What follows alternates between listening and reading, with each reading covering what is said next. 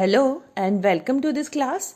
Today we are going to learn about chapter 5th and chapter 6th of हमारा Specific Relief Act 1963.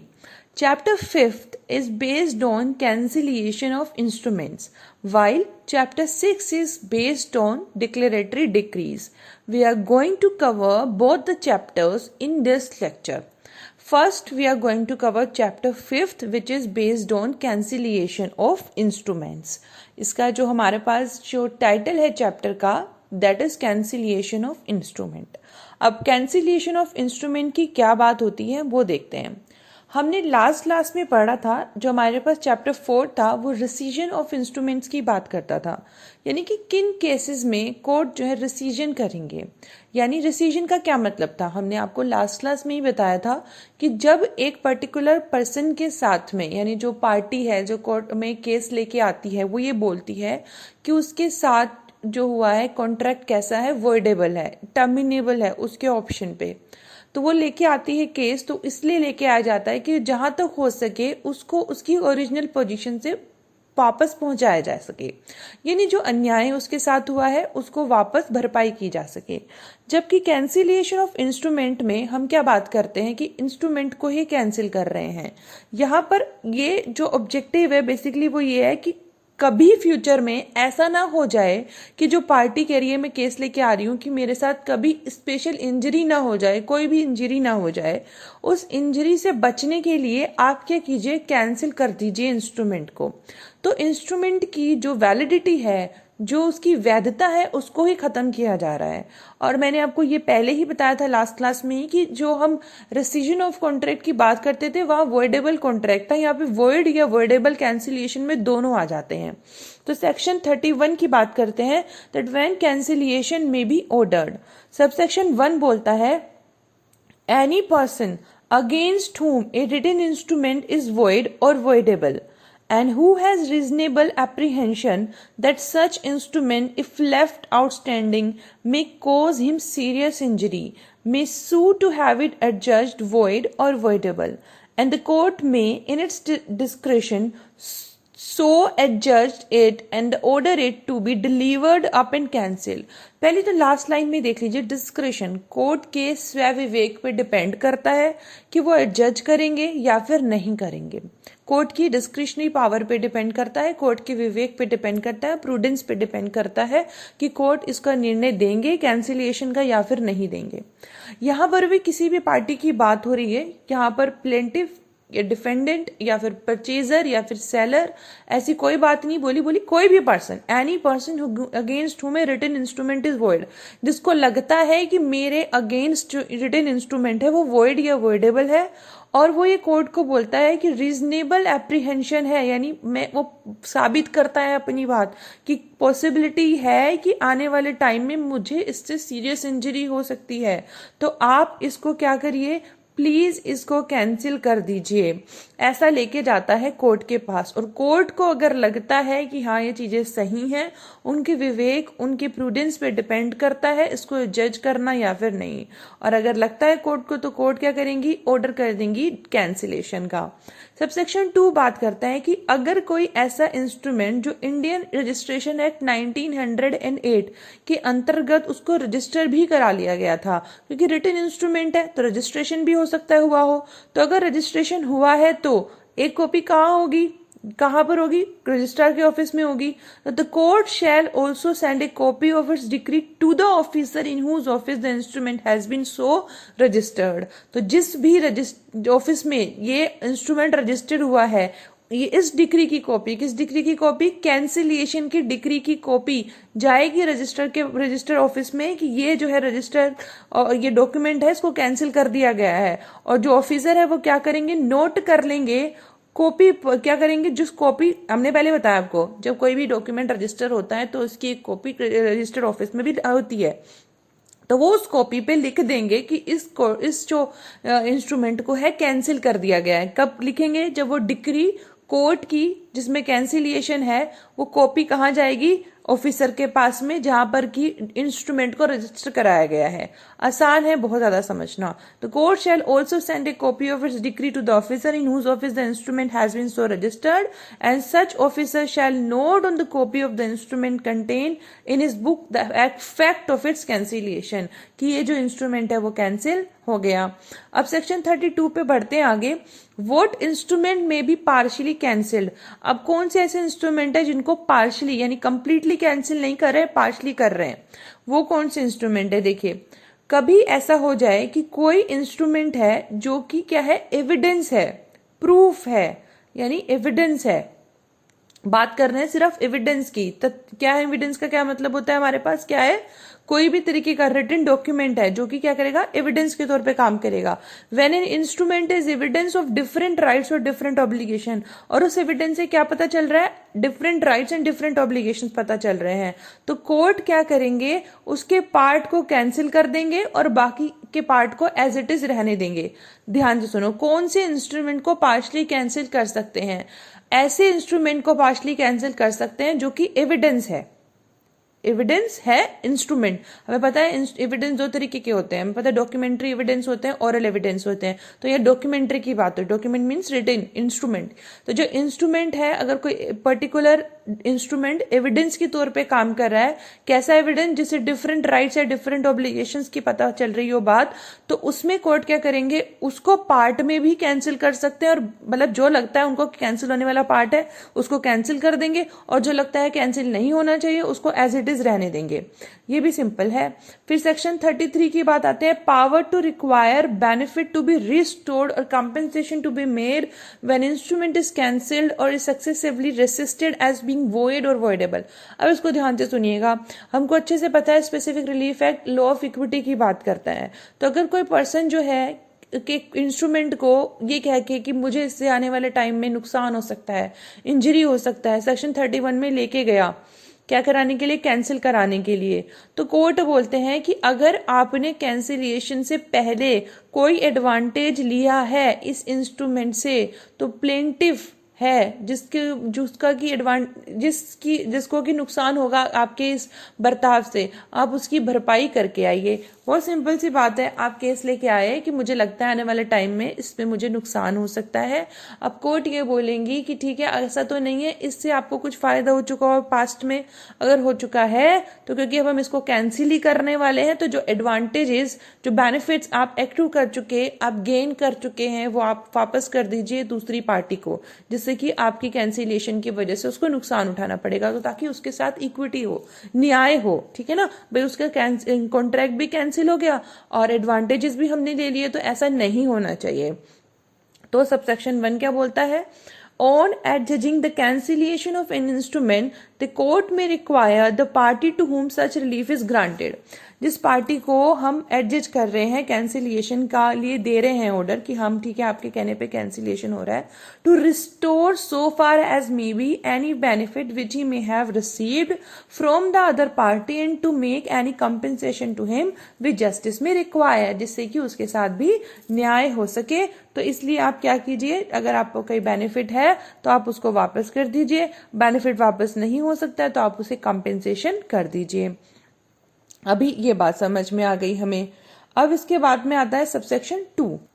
अब subsection 2 में आ जाते हैं। Subsection 2 क्या बात करते हैं, देखो सबसेक्शन 1 में तो हमने ये बात करी कि ऐसी चीज जब कैंसिलेशन ऑफ इंस्ट्रूमेंट होता है, कोई पार्टी को कैंसिलेशन दे दिया जाता है कि ठीक है हम आप पे कहने पे कैंसिलेशन कर रहे हैं, क्योंकि सब केसेस सब फैक्ट्स उस पार्टी के फेवर में ही है जो बोल रही है कैंसिलेशन के, तो उसको रिस्टोर करने के लिए बोल रहे हैं। पहली बात तो ये हो गई। अब दूसरे में क्या हुआ, अगर डिफेंडेंट एक सक्सेसफुल हो जाता है रेसिस्ट करने में, रेसिस्ट का मतलब विरोध करने में, क्या विरोध करने में, कोई सूट उसके अगेंस्ट आता है और वो उसको सक्सेसफुली डिफेंड कर पाता है कि ठीक है हाँ ये जो बातें हैं ये मेरे अगेंस्ट ही थी तो मैं अब परफॉर्म नहीं करूंगा, तो उस केस में 2 क्लोजेज हैं। पहली क्लोज ये बोल रही है कि अगर वो डिफेंडेंट ये बोलता है कि मेरे अगेंस्ट ये केस ये जो कॉन्ट्रैक्ट था ये वॉइडेबल है इसलिए मैं परफॉर्म नहीं करूंगा, तो अब कोर्ट ये बोलते हैं ठीक है वॉइडेबल है, आपकी बात मान रहे, लेकिन अगर आपको कोई बेनिफिट हुआ है तो आप दूसरी पार्टी को वापस कर दीजिए, और अगर बेनिफिट नहीं हो सकता तो आप कंपेंसेशन दीजिए। तो दोनों ही चीजें इसके अंदर आएंगी। क्लोज बी ये बोल रही है कि अगर एक तो बात हो गई क्लॉज ए में वॉइडेबल कॉन्ट्रैक्ट को लेके आया था डिफेंडेंट हमारे पास, अब बोल रहा है कि कॉन्ट्रैक्ट जो है वॉइड है, क्यों? क्योंकि section 11 of Indian contract act की जो फॉर्मेलिटीज हैं, जो प्रोविजन है, वो उसके साथ कंप्लाई नहीं करती थी, यानी कि मैं कॉम्पिटेंट नहीं था कॉन्ट्रैक्ट करने के लिए, ये वॉइड था शुरू से ही, तो मैं इसको जो है कंप्लीट नहीं करूंगा। तो अब यहाँ पर क्या हो रहा है, कोर्ट क्या, if the defendant has received any benefit, उनको बोलेंगे अगर आपको एग्रीमेंट में कोई बेनिफिट हुआ है तो अब वो आप बेनिफिट वापस कर दीजिए, किसको? वापस से दूसरी पार्टी को।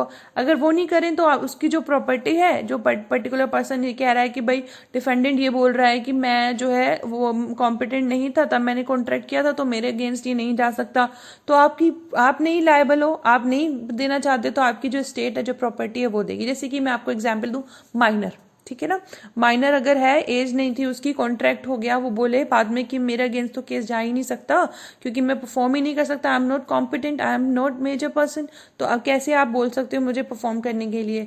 तो अब यहाँ पर हो गए कि यहाँ पे कोर्ट ये बोलेंगी ठीक है आप माइनर हो, आपसे नहीं कह सकते, लेकिन अगर आपको कोई बेनिफिट हुआ है ना, जब आपने करी कोई भी पार्टनरशिप या कोई भी कॉन्ट्रैक्ट, कोई भी इंस्ट्रूमेंट अगर अब में गए थे, तो बेनिफिट के जितने भी आपको एडवांटेजेस मिले हैं वो आप वापस करिए, और अगर नहीं कर पा रहे तो उसकी जो प्रॉपर्टी है वहां से वो है दूसरी पार्टी को कंपेंसेशन मिल जाएगा। बेसिकली पर्पस क्या है, न्याय करना, कि आप एक तरफ तो बोल रहे हो कि हम वॉइडेबल कॉन्ट्रैक्ट है, वॉइड है, तो हम जो है इसको रेसिस्ट करते हैं, विरोध करते हैं, दूसरी तरफ आप दूसरी पार्टी का नुकसान होगा, तो ऐसा नहीं होना चाहिए, इसलिए न्याय के तौर पर दूसरी पार्टी को कंपेंसेशन मिलेगा।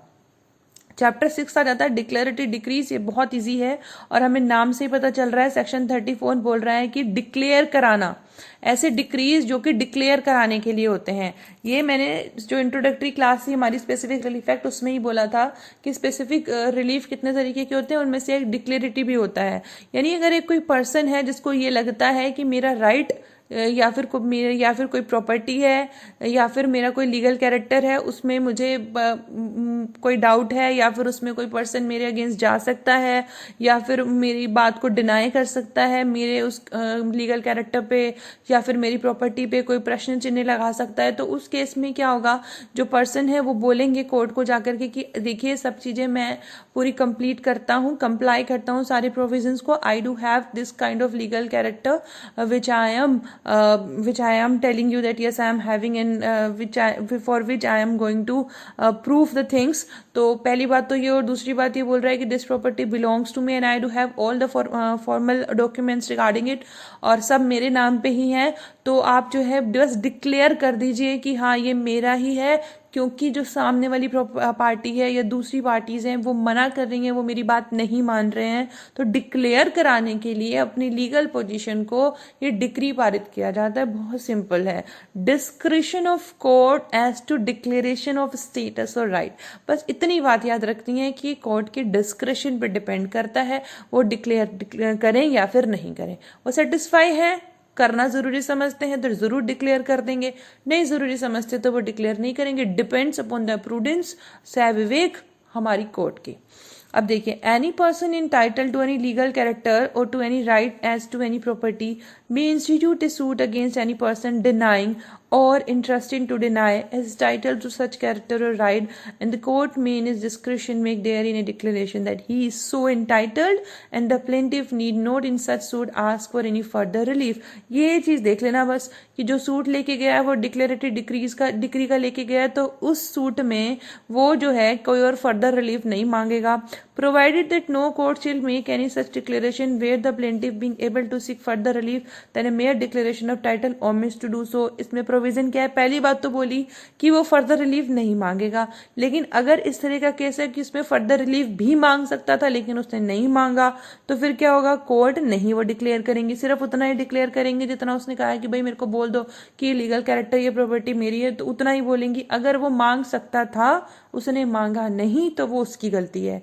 Explanation: a trustee of property is a person entrusted to deny a title adverse to the title of someone who is not in existence and for whom if in existence he would be a trustee। अब यहाँ पे क्या बोल रहे हैं, एक trustee, एक property का ट्रस्टी है जो कि क्या, is a person interested to deny, वो मना कर रहा है किसी और पर्टिकुलर पर्सन के टाइटल को। अगर वो पर्सन होता एग्जिस्टेंस में तो प्रॉपर्टी उसकी होती, और वो जो ट्रस्टी मना कर रहा है वो ट्रस्टी उसके लिए काम कर रहा होता, तो ये भी चीज इंक्लूड हो जाएगी इसके अंदर। अब हमारे पास इसका चैप्टर 6 के सिर्फ 2 ही सेक्शन है, 34 और 35। अब 35 को देख लेते हैं, इफेक्ट ऑफ डिक्लेरेशन। तो डिक्लेरेशन का क्या इफेक्ट होगा, ऑब्वियस ही बात है, जो पर्टिकुलर पर्सन है, जो प्लेंटिफ है, जो लेके गया है, उसका लीगल कैरेक्टर प्रूफ हो जाएगा। A declaration made under this chapter is binding only on the parties to the suit, persons claiming through them respectively, and where any of the parties are trustees, on the persons for whom, if in existence at the date of the declaration, such parties would be trustee। जिन parties के लिए लेके गया वो कि मेरे को proof कर दीजिए, मेरे को डिक्लेयर कर दीजिए कि ये मेरी प्रॉपर्टी है, लीगल कैरेक्टर मैं रखता हूँ, तो उसके ऊपर बाइंडिंग होगा, और जो ट्रस्टीज हैं उनके ऊपर भी बाइंडिंग होगा, और जो एग्जिस्टेंस में नहीं होते, जिनके लिए ट्रस्टीज काम करते हैं, तो उनके ऊपर भी बाइंडिंग होगा। अब आ जाइए केस लो। केस लो में सबसे पहले हमारे पास आता है Vellayya Konar and another versus Ramaswamy Konar and another, 1939 का केस है। यहाँ पे लॉर्डशिप वर्ड्सवर्थ जे ने क्या बोला, उन्होंने बताया कैंसिलिएशन ऑफ इंस्ट्रूमेंट और डिक्लेरेशन की इंस्ट्रूमेंट क्या होते हैं, उनके बीच में उन्होंने बोला डिफरेंस। उन्होंने बोला cancellation of an instrument and declaration that the instrument is not binding on the plaintiff. उन्होंने डिस्टिंग्विश जो दोनों के बीच में डिफरेंशिएशन किया। This judgement tells us that a suit for cancellation of instrument can only be filed by parties who are parts of such a transaction, and such a suit can be held for cancellation at the discretion of the court if a third party who shares concerns regarding a transaction instrument, that is, if such third party feels that he or she is unfairly treated because of the performance of obligations of such an instrument by the parties to it, then such third party cannot file a suit for cancellation of the instrument। It's so simple। Vellayya Konar and another versus Ramaswamy Konar and another का case याद कर लेना। बोला कि cancellation of instrument के लिए जो parties होंगी वो ही आएंगी, कैंसिलेशन कराने के लिए थर्ड पार्टी नहीं आएगी। भले ही थर्ड पार्टी बोले कि भाई मेरा भी अधिकार था, हो सकता है, ऐसी कोई बात नहीं, अगर आप पार्टी हो तो ही आइए, थर्ड पार्टी नहीं आएगी। The court said that in such a case, the concerned third party would have to sue for declaration decree and not the cancellation of instrument। Declaration decree के लिए तो आप आ सकते हो, लेकिन आप जो है कैंसिलेशन के लिए नहीं आ सकते। तो थर्ड पार्टी डिक्लेरेशन डिक्री के लिए जा सकती है, लेकिन कब, जब उन्हें लगे कि देखो, if a third party who shares concern regarding a transaction instrument, that is, if such third party feels that he is unfairly treated because of the performance of the obligation of such an instrument by the parties to it, कि जो parties I है ना आपके पास cancellation कराने के लिए, उनकी वजह से मुझे नुकसान हुआ है, ऐसा थर्ड पार्टी बोल रही है, तो वो कैंसिलेशन के लिए नहीं ला सकती। हाँ, डिक्लेरेटरी डिक्रीज के लिए जरूर ला सकती है। ये केस लो याद रख लीजिएगा। दूसरा केस लो हमारे पास है जेका दुला versus by GV. If an instrument is being used unfairly by any of the parties to a transaction which is causing harm or is intended to cause harm to the aggrieved party which has approached the court, then such an instrument should be cancelled at the discretion of the court for the purpose of serving the justice। यहाँ बात कर रहे हैं court की बात कर रहे हैं, यानी कि एक पर्टिकुलर पर्सन अगर लाता है, वो कहता है कि भाई मेरे को I am the party of the contract और मेरे को इससे नुकसान हो सकता है, तो आप क्या करिए, उसको जो है आप कैंसिल कर दीजिए। तो कैंसिलेशन ऑफ इंस्ट्रूमेंट एक प्रोटेक्टिव मेजर की तरह काम करता है, जिससे उन पार्टी को नुकसान से बचाया जा सके जिन्हें ये लगता है कि इस इंस्ट्रूमेंट की परफॉर्मेंस अगर हुई तो हमारा नुकसान हो जाएगा। तो इसलिए जो है कैंसिलेशन ऑफ इंस्ट्रूमेंट और यहाँ पर स्पेसिफिक रिलीफ एक्ट में काम करता है एज ए प्रोटेक्टिव मेजर। ये जेका दुला वर्सेस बायजीवी के केस में बताया गया। Next, Prem Singh and others versus Birbal and others 2008। The honourable supreme court in this case has talked about section 31. The honorable court was of the opinion that cancellation of instrument can be entrusted upon when either the document is a void document or a voidable document। जब void होगा या voidable होगा तब ये आएगा। तो Prem Singh and others versus Birbal and others के case में ये आया। नेक्स्ट है महाराजा बेनारस वर्सेस रामजी खान। ये डिक्लेरेटरी डिक्री का केस है। इसमें डिक्लेयर हुआ if the suit is filed and the necessary party is absent and the court will dismiss the suit for declaration. तो जो नेसेसरी पार्टीज हैं उनका कोर्ट में आना जरूरी है जब डिक्लेरेटरी डिक्रीज की बात हुई, तो नेसेसरी पार्टीज को अवेलेबल होना जरूरी है, इस केस में ये बताया गया। लास्ट केस है हमारे पास, केस है वो state of MP versus Khan Bahadur Bhiwandiwala and corporation 1970 का केस। कोर्ट ने बोला कि अगर डिक्लेरेटरी डिक्री का केस लाना है, रिलीफ चाहिए प्लेंटिफ को, तो 4 कंडीशन पूरी करनी पड़ेगी। तो सेक्शन 34 आप समझ जाएंगे अगर आप ये 4 कंडीशन समझ लेते हैं, और इस केस को याद कर लीजिएगा। 34 आए तो ये केस लिखना जरूरी है, जरूरी इसका मतलब या लिख दीजिएगा, अच्छे मार्क्स मिलेंगे। The plaintiff at the time of suit was entitled to any legal character और any right to any property. यानी जो प्लेंटिव कह रहा है कि मुझे डिक्लेरेटरी डिक्री दे दीजिए, मेरे को डिक्लेयर कर दीजिए that I am having this property और I do have this legal character, तो उसके पास होना चाहिए। दूसरी, the defendant had denied, defendant ने मना करा है, या फिर वो हो सकता है प्लानिंग कर रहा है कि मना करेगा वो। The declaration asked for should be the same as the declaration that the plaintiff was entitled to a right. और जो डिक्लेरेशन वो मांग रहा है वो ऐसी ही मांगेगा जो कि उसका अधिकार था। ऐसा नहीं होगा उसको अधिकार कुछ हो रहा है, मांग कुछ हो रहा है। The plaintiff was not in a position to claim a further relief than a mere declaration of his rights which have been denied by the defendant. Was not in a position to claim a further relief than a mere declaration. और mere सिर्फ और सिर्फ declaration के अलावा वो कोई और relief उसको नहीं मिल सकता था। तो क्या करिए, हमें क्या करवा दीजिए, डिक्लेरेटरी डिक्रीज पास कर दीजिए। तो अगर ये 4 कंडीशंस हैं तो डिक्लेरेटरी डिक्रीज सेक्शन 34 में पास हो जाएगा। तो ये हो गया हमारा आज के चैप्टर, हमारा 5th और 6th। I hope you like the class. If you do, then please do not forget to subscribe my channel and like the video. Thank you so much. Have a nice day. Keep learning and keep smiling.